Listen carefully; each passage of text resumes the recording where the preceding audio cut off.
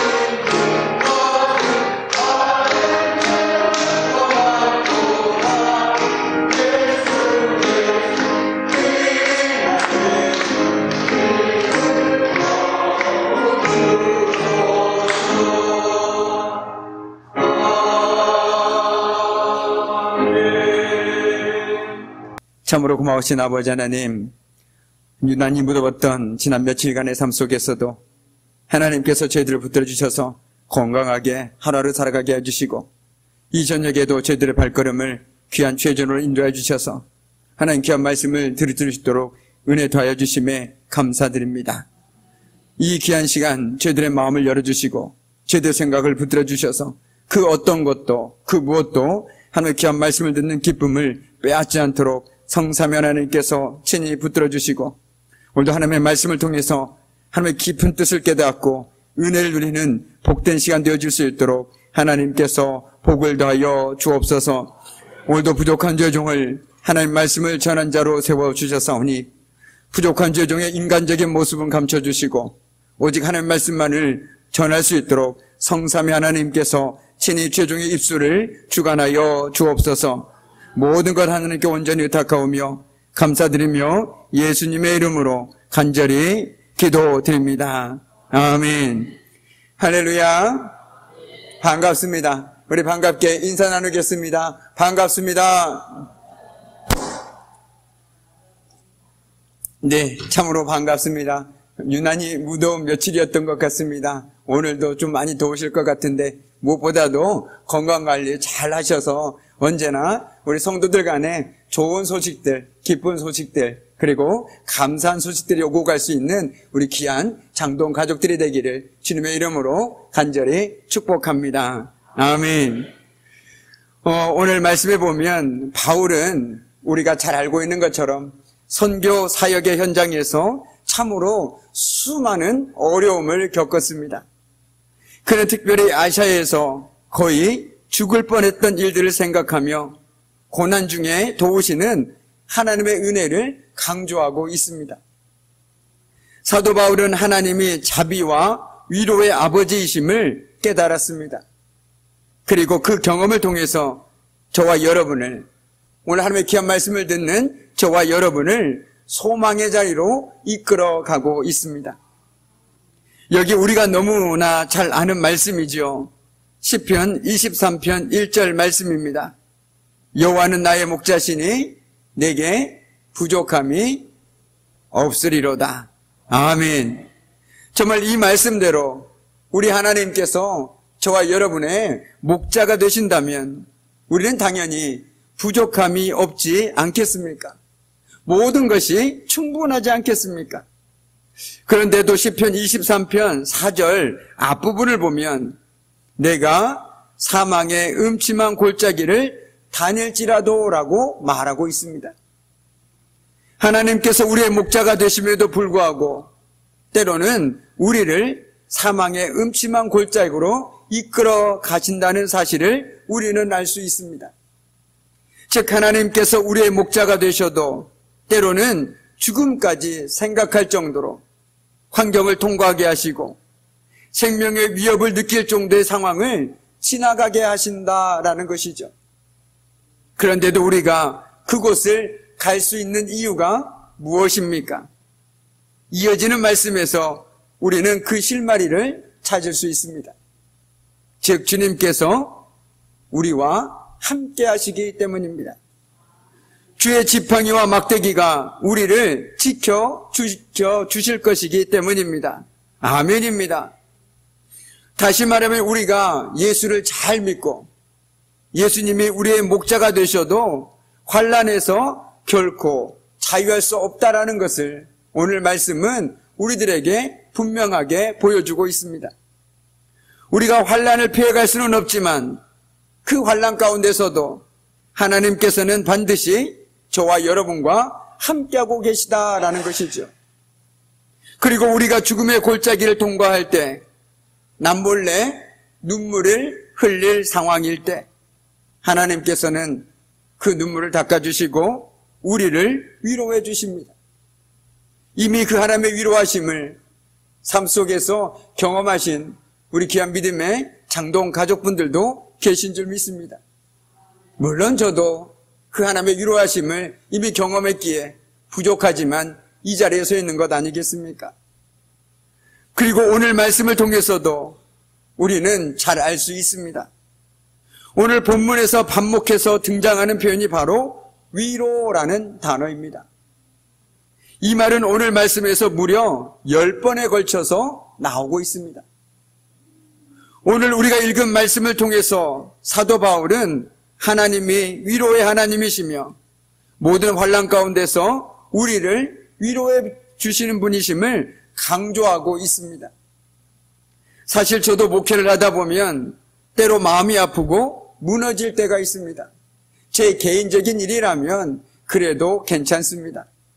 그런데 특별히 성도들이 아파하거나 힘들어하는 모습을 보면서 아무런 도움이 되지 못할 때 더더욱 마음이 아픈 것은 사실입니다.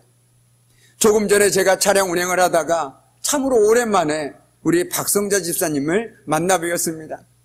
참 오랜만에 만나 뵈니 얼마나 반갑던지요. 우리 박성자 집사님께서 저에게 했던 첫 마디가 바로 이것이었습니다. 몸이 좀 아프다고.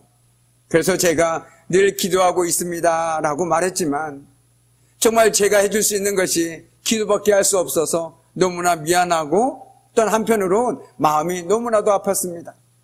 건강한 모습으로 함께 신앙생활 할 수 있다면 함께 하나님의 은혜를 얘기하고 하나님의 은혜로 내가 나음 받았노라고 고백할 수 있다면 우리에게 얼마나 서로 기쁘고 감사한 일이겠습니까?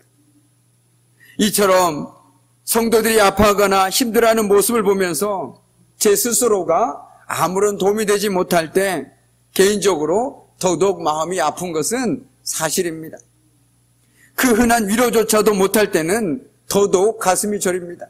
집에 와서 그때 이 말이라도 좀 건네주었을 걸 라고 후회가 된다라면 더더욱 가슴이 저리더라는 것이죠. 그래서 제가 할 수 있는 것은 새벽마다 품고 기도하는 것뿐입니다.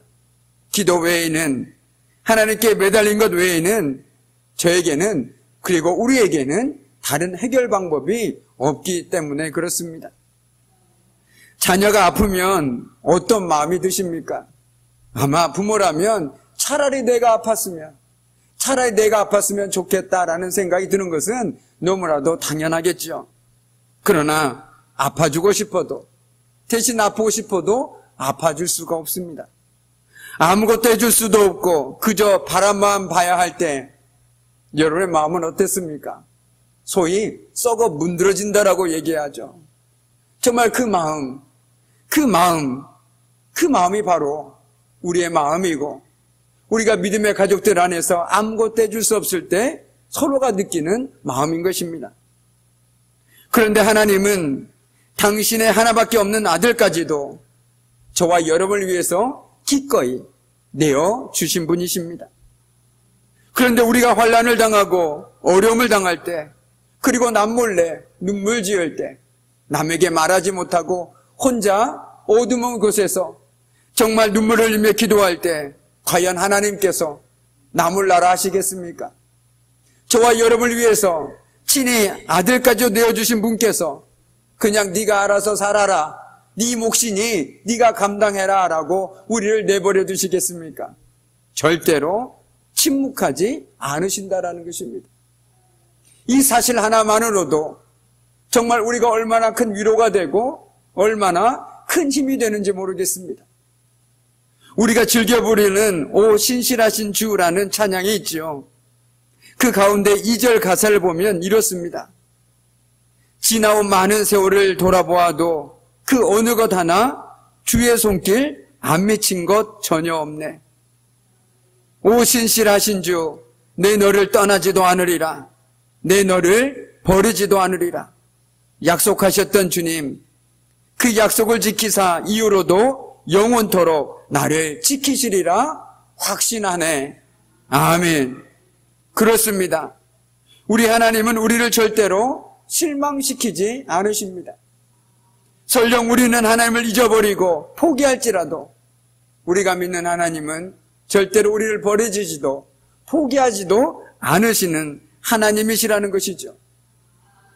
저는 개인적으로 이 하나님이 나와 함께한다라는 자체에 너무나도 감사하고 너무나도 기쁘고 너무나도 힘이 되어지는 것이 사실입니다.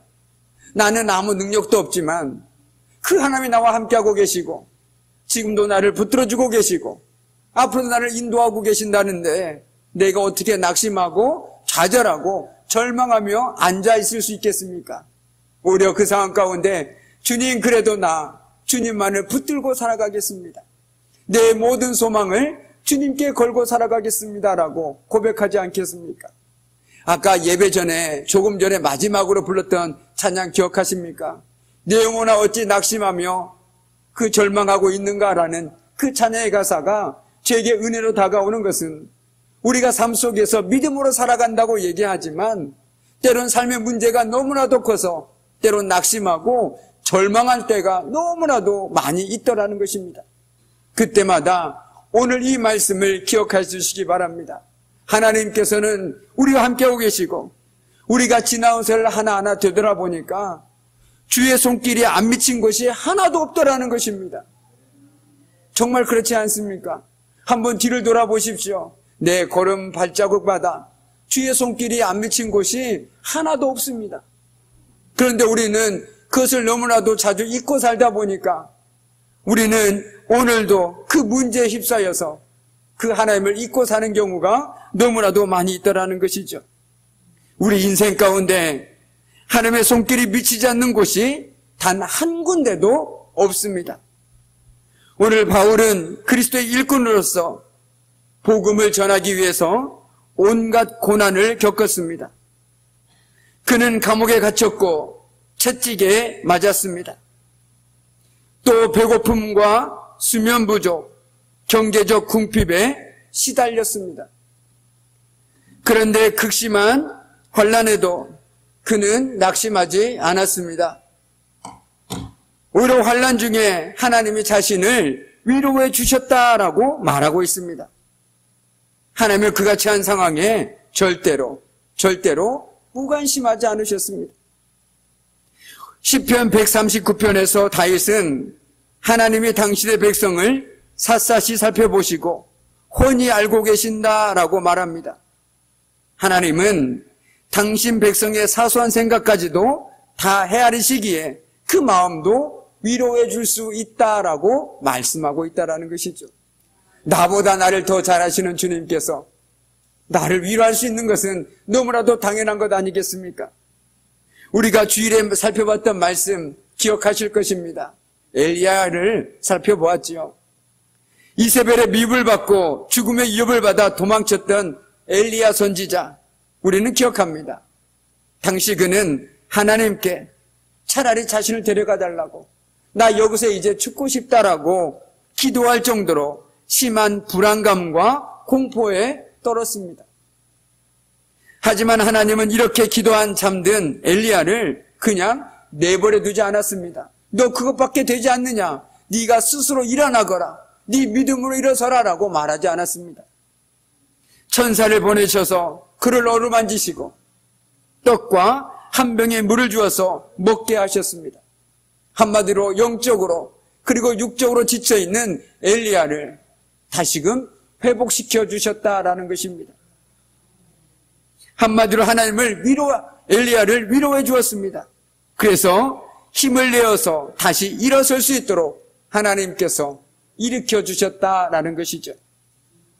결국 엘리야는 이러한 하나님의 위로하심과 그리고 자신의 연약함을 살펴주시는 하나님의 은혜를 깊이 경험할 수 있었습니다. 동시에 그는 자신의 심령을 회복시키며 강건케 하시는 하나님으로 인해서 힘을 얻었습니다. 여기가 참 중요한 포인트입니다. 하나님 때문에 힘을 얻었다라는 것입니다. 저와 여러분이 때론 지칠 때가 있죠. 신앙생활하다 낙심할 때도 있고 사람 때문에 상처받을 때도 있고, 그럴 때 어디에서 위로를 받으십니까? 물론 사람을 통해서도 위로받을 때가 있습니다. 그런데 그 위로는 참 얄팍하게도 잠시 더운 날 내 볼을 스쳐 지나가는 마치 바람처럼 금방 지나가 버리고 내 마음속에 가라앉지가 않더라는 것이죠. 그러나 하나님께서 말씀을 통해서 나를 위로해 주실 때 그 말씀의 위로는 두고두고 나를 일으켜주고 붙들어주는 능력의 말씀이 되더라라는 것입니다. 그렇기 때문에 우리가 세상에 살아가면서 물론 때로는 사람들에게 위로를 받을 때도 있어야 되겠지만 너무 사람의 위로에 목말라 하다 보면 우리는 당연히 하나님의 위로하심을 자꾸만 멀리하는 삶을 살아갈 수밖에 없다라는 것입니다. 왜 그렇습니까? 우리는 두 가지를 동시에 할 수 없기 때문에 그렇습니다. 우리 한국 사람들이 가장 힘들어하는 것이 혹시 뭔지 아십니까? 바로 선택하는 것입니다. 그래서 한참 중국집에 가면 짬뽕을 먹을까, 짜장을 먹을까, 지금도 여전히 고민하시는 분들 참 많으시죠. 짬뽕을 먹고 싶기도 하고 짜장을 먹고 싶기도 하고, 그래서 그런 분들을 위해서 뭐가 나왔습니까? 짬짜면이 나왔죠. 짬뽕 반절, 짜장면 반절. 그런데 그거 드셔보셨죠? 어떠셨습니까? 네 맛도 내 맛도 아니었습니다. 이처럼 우리에게는 무엇인가를 선택한다는 것이 어려운 이유가 무엇이냐면 하나를 포기해야 되기 때문에 그렇습니다. 내가 짬뽕을 선택하는 순간 짜장을 포기해야 된다는 것이죠. 마찬가지로 신앙 안에서도 내가 사람의 위로를 자꾸만 갈급하다 보면 오히려 하나님의 위로하심을 자꾸만 내 스스로가 포기하는 삶을 살아가게 되더라는 것입니다. 그러다가 사람의 위로를 받기도 하고 오히려 그 사람 때문에 상처받기도 하고 낙심하기도 하고 마치 끈 떨어진 연처럼 하나님으로부터 멀리 날아가 버리는 그런 경우를 볼 때 너무너무 마음이 아픈 것이 사실입니다. 사람의 위로는 적당히 받으십시오. 어느 정도까지만 분명한 경계를 두시고 그 사람의 위로를 받아야지 언제까지나 사람의 위로에 목마르다 보면 하나님의 위로하심은 전혀 내 마음에 와닿을 수가 없다라는 것입니다. 오늘도 마찬가지라는 것이죠. 하나님께서 우리를 아무리 위로해 주시고 말씀을 통해서 일으켜 주시고 세워줄지라도 우리의 귀가, 우리의 마음이 사람에게만 향해 있다라면 그 말씀이 들려지겠습니까? 하나님의 그 위로하심이 우리의 마음을 감동시킬 수 있겠습니까? 전혀 감동시킬 수 없다라는 것이죠. 오히려 우리의 마음은 강팍해지고 보이지 않는 하나님이, 내 삶을 이렇게 만든 하나님이 어떻게 나를 도울 수 있겠느냐? 그래서 어떻게 합니까? 사람을 의지하고 내가 가진 것들을 의지하며 살아가는 것이 바로 우리의 연약한 모습이라는 것입니다. 그런데 오늘 말씀을 통해서 우리는 분명하게 깨닫게 되어집니다. 하나님의 위로하심과 정말 자신의 연약함을 살펴주시는 하나님의 은혜를 경험한 엘리야처럼 우리도 우리를 위로하시고 우리의 연약함을 살펴주시는 하나님의 은혜를 기억하고 살아갈 때 오늘도 우리는 하나님으로부터 힘을 얻으며 살아갈 수 있다는 것입니다. 내 삶에 정말 아무것도 변화가 없을지라도 하나님께서 나를 위로해 주신다라는 그 사실 하나만으로도 나는 힘내어 살아갈 수 있습니다. 하나님께서 나와 함께 하시는데 나에게 능치 못할 일이 무엇이 있겠습니까? 내가 감당하지 못할 일이 무엇이 있고 내가 이렇게 주저앉아 있을 이유가 전혀 없다라는 것이죠. 그저 믿음으로 한 걸음 한 걸음 내디딜 뿐이라는 것입니다. 우리가 분명히 기억해야 할 것은 이런 하나님의 위로하심과 능력으로 붙들어주시는 은혜는 오늘 우리들의 삶에서도 계속되고 있다는 것입니다. 그러므로 우리가 힘들고 지쳐 낭망하는 순간에 붙잡아야 할 분은 바로 하나님이라는 것입니다. 힘드십니까? 남에게 말하지 못하고 매일매일 눈물로 베갯잇을 적시고 계시는 분 계십니까? 너무나 답답해서 너무나 마음이 아파서 정말 하나님이 아니고서는 안 되는데도 불구하고 늘 누구에게인가 말하고 싶어서 오늘도 힘든 삶을 살아가고 계신 분이 계십니까? 그렇다면 그 모든 것을 바리바리 싸들고 주님 앞에 나오십시오.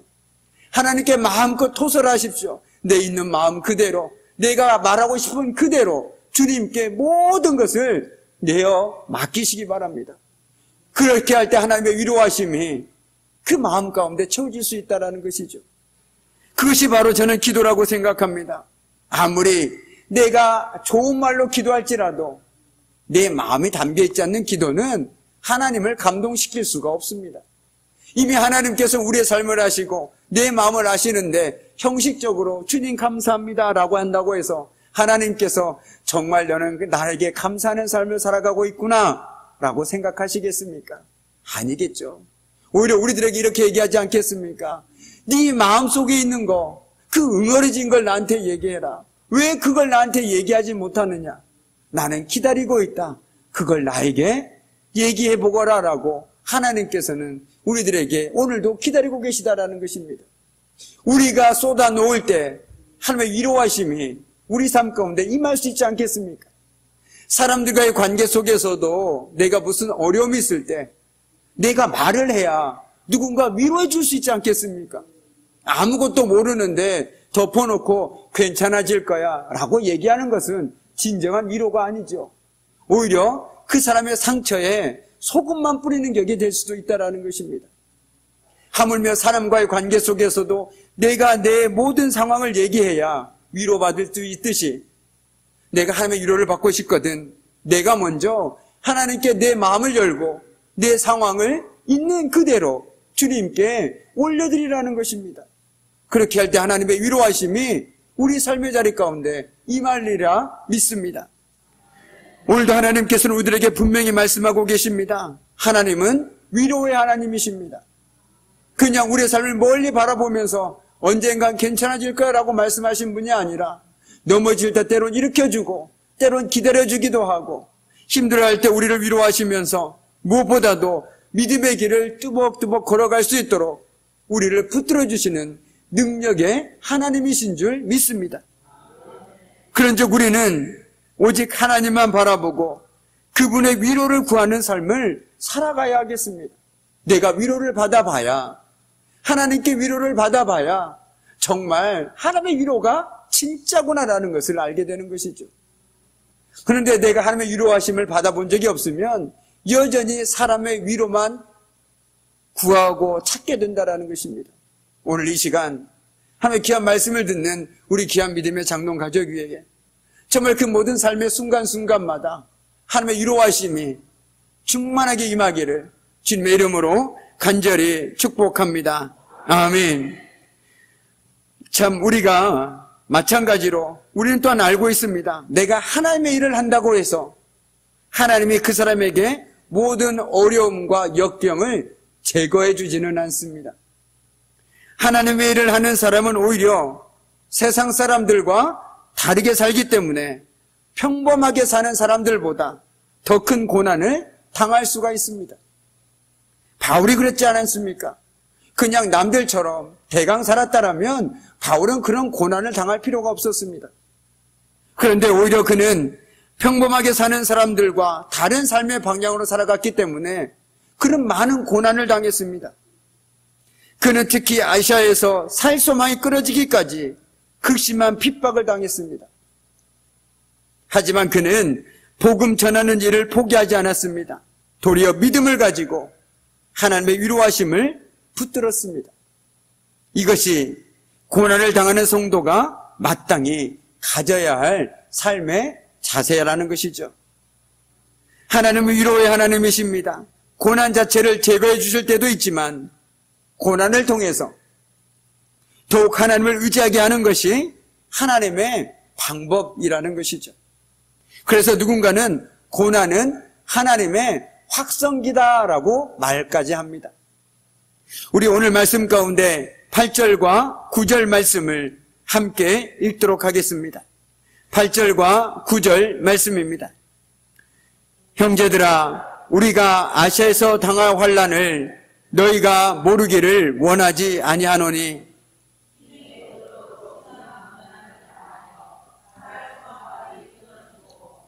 우리는 우리 자신이 사형 선고를 받은 줄 알았으니 이는 우리로 자기를 의지하지 말고 오직 죽은 자를 다시 살리시는 하나님만 의지하게 하심이라. 아멘. 오늘 바울은 참으로 얼마나 심한 고난을 받았으면 살 소망까지 끊어졌다라고 얘기했을까요? 그리고 심지어 사형 선고를 받은 줄 알았다라고 고백하고 있습니다. 주님께서 직접 택하시고 평생을 주님을 위해 살았던 바울도 상상하지 못할 고난을 겪었음을 우리는 알 수 있습니다. 우리의 생각대로라면 사도 바울은 이런 삶을 살아서는 안 됩니다. 하나님께서 늘 함께 하시기에 형통한 삶을 살아야 되고 무엇을 하든지 기적이 일어나고 무엇을 하든지 복을 받고 이런 삶을 살아야 하는 것이 우리는 당연하다고 생각하는데 하나님의 생각은 우리의 생각과는 다른가 봅니다. 오늘 사도 바울은 뭐라고 얘기하고 있습니까? 정말 살 소망이 끊어지고 내가 사형 선고를 받은 줄 알았다라고 얘기하고 있습니다. 그만큼 힘든 삶을 살았다라고 얘기하고 있다는 것이죠. 실제로 고린도후서 11장을 보면 그가 당한 고난이 얼마나 컸는지 아주 구체적으로 잘 나와 있습니다. 그런데도 그가 이 고난을 통해 얻은 교훈은 바로 우리로 자기를 의지하지 말고 오직 죽은 자를 다시 살리시는 하나님만 의지하게 하는 것이다 라고 말하고 있습니다. 아멘입니다. 그가 당한 고난이 자신의 경험, 인간적인 생각을 다 내려놓고 전적으로 하나님 한 분만을 의지하는 계기가 되었다라고 말하고 있습니다. 내가 그 모든 고난을 겪고 보다 보니 내가 의지할 분은 내가 아니더라. 내 지식도 내 경험도 아니더라. 하나님밖에 없더라라고 사도 바울은 얘기하고 있는 것입니다. 즉 그에게 닥친 수많은 고난도 그를 좌절시키지 못했고 오히려 그럴수록 하나님을 더욱 의지하게 되었다라는 것입니다. 그런 의미에서 우리 믿음의 사람들에게 고난은 어찌 보면 필수인지도 모르겠습니다. 그 고난의 깊이는 사람마다 다 다를 수 있지만 고난을 통과해야 진짜 하나님이 내 삶의 소망이 되신다라는 것을 우리는 뼈저리게 경험할 수 있지 않습니까? 누가 뭐라고 해도 나는 하나님만 의지하겠다라고 흔들리지 않는 믿음으로 주님만을 붙들고 살아갈 수 있는 이유도 그 고난을 통해서 만난 하나님이 계시기 때문이 아니겠습니까? 저도 마찬가지고 우리 모두가 그 고난의 터널을 지나왔기에 오히려 그것을 이제는 하나님의 은혜라고 바꿔서 얘기할 수 있는 것 아니겠습니까? 그 하나님의 은혜가 우리 안에서 꿈틀대고 있기 때문에 나는 오늘도 하나님만 의지하겠습니다. 나는 오늘도 주의 말씀만을 붙들고 살아가겠습니다라고 얘기할 수 있고 고백할 수 있고 또한 누군가에게 예수 믿으십시오라고 자신 있게 얘기할 수 있는 것 아니겠습니까? 내가 먼저 그 은혜를 누리고 봤더니 내가 먼저 고난을 통해서 그 하나님의 능력을 경험해 봤더니 그 하나님을 믿지 않는 것만큼 어리석은 삶이 없고 안타까운 삶이 없다라는 것이죠.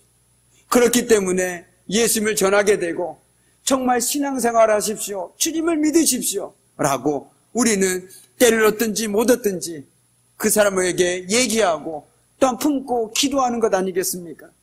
내가 먼저 경험해 봤으니까. 내가 먼저 고난을 통해서 정말 하나님의 은혜를 누려봤으니까. 비록 내가 사망의 음침한 골짜기까지 이를 수 있을지라도 그 모든 상황 가운데 우리 주님께서 함께하고 계심을, 나를 위로해 주시고 나를 붙들어 주심을 내가 경험했으니까 내가 바로 산 증인이요라고 말할 수 있기 때문에 우리는 오늘도 누구를 만나든지 예수 믿으십시오라고 말할 수 있는 것 아니겠습니까? 제가 산 증인입니다. 그리고 우리 귀한 믿음의 권속들이 산 증인이 아니겠습니까? 그렇기 때문에 오늘도 이 자리에 나와서 주님, 나 하나님의 말씀 듣기를 원합니다. 하나님의 말씀을 통해서 힘을 받기를 원하고 하나님의 말씀을 통해서 은혜 누리기를 원하고 다시금 믿음으로 주님만을 의지하며 살아가기를 원합니다라고 고백하는 것 아니겠습니까? 이처럼 우리에게 환난은 피할 수 없는 어쩔 수 없는 길이라면 그 환난 중에서 우리가 반드시 경험하게 되는 것은 우리를 위로하시는 하나님이시고 또 다른 소망을 주시는 하나님이시라는 것을 우리는 기억하게 된다는 것입니다. 그래서 사도 바울은 이렇게 말하지 않았습니까? 우리가 환난 중에도 즐거워하나니 이는 환난이 인내를, 인내는 연단을, 연단은 소망을 이루는 줄 알미로다. 아멘. 세상에서 보면 미친 사람이죠. 환난 중에 즐거워한다라니 정신이 어떻게 된 사람입니다. 그런데 우리는 이 환난의 끝이 어떻게 되는지를 알고 있기 때문에 지금 당장 힘들지만 즐거워할 수 있는 것입니다. 그 끝이 무엇입니까? 바로 소망을 이루는 것을 알기 때문에 지금의 환난 가운데 우리는 즐거워할 수 있다는 것입니다. 그렇습니다. 이 확고한 믿음으로 현재 고난 가운데 있다라면 인내하면서 소망 가운데 더욱더 하나님을 의지하시기 바랍니다.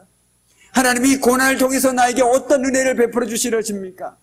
하나님 이 고난을 통해서 나 하나님의 위로하심을 경험하기를 원합니다. 그래서 흔들리지 않는 믿음으로 내 머리의 믿음이 아니라 내 가슴의 믿음으로 정말 주님을 믿고 섬기며 살아가기를 원합니다.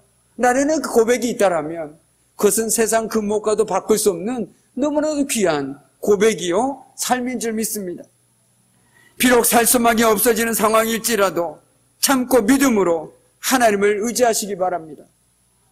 하나님을 의지하고 살아가는 사람에게 결코 하나님께서는 실망시키지 않을 것임을 저는 믿어 의심치 않습니다. 그리고 제 삶 속에서도 그렇게 역사하셨고 우리의 삶 속에서도 동일하게 역사하실 것이라고 저는 믿습니다.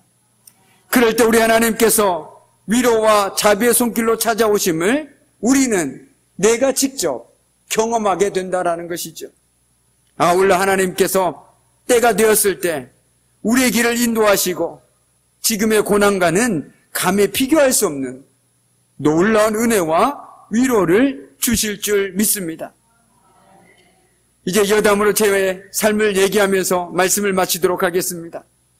저에게도 늘 말씀드리지만 제 인생에서 가장 힘들었던 순간이 3년이라는 광야 같은 시간이었습니다. 너무너무 힘들었습니다.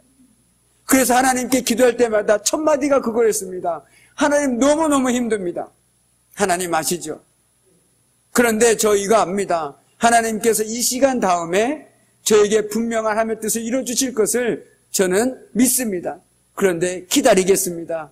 그런데 하나님 하실 수 있다라면 그 시간을 조금만 앞당겨 주십시오라고 눈물로 기도했던 시간들이 있었습니다. 그런데 저는 그 시간이 3년의 시간이 될 줄 몰랐습니다. 그러나 그 시간들 속에서 보면 하나님께서는 그 시간들 속에 그래도 내가 살아갈 수 있는 소망들을 주셨고 힘낼 수 있는 믿음을 주셨고 순간순간마다 믿음의 동역자들을 통해 주셔서 또한 함께 같은 길을 걸어갈 수 있도록 은혜를 주셨습니다. 그래서 그 순간 가운데 흔들리지 않고 신앙 안에서 올곧게 갈 수 있게 주님께서는 은혜를 베풀어 주셨다라는 것이죠.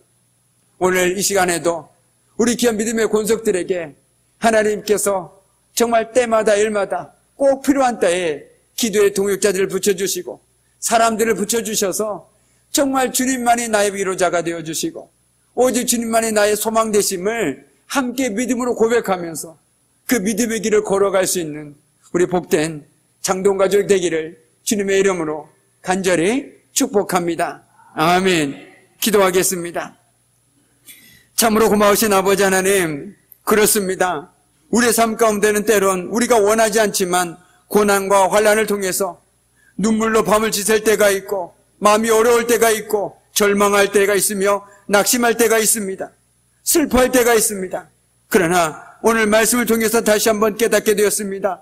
그 모든 순간들 속에서 우리 주님께서 함께 하시고 우리를 위로하여 주신 분이심을 깨닫게 되었습니다. 주님, 그 믿음으로 모든 상황 속에서 오직 주님께 소망을 두고 살아가는 최대 믿음의 삶이 되어줄 수 있도록 하나님 복을 다하여 주옵소서. 모든 것 감사드리며 예수님의 이름으로 간절히 기도드립니다. 아멘. 우리 시간 찬송가 484장 내 마음의 주여 소망되소서, 우리 함께 믿음으로 찬송하겠습니다.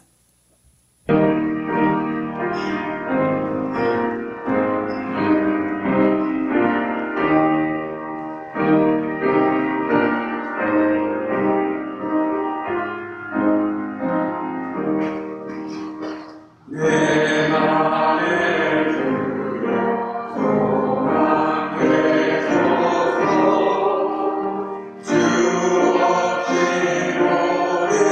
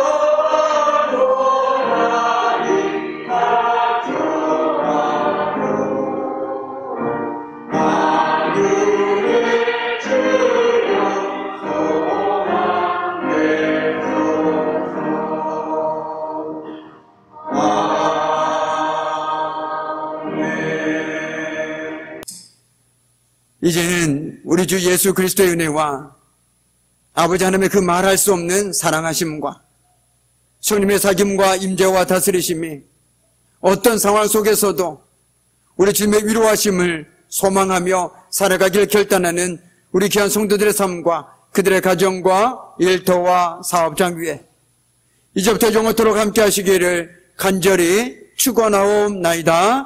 아멘.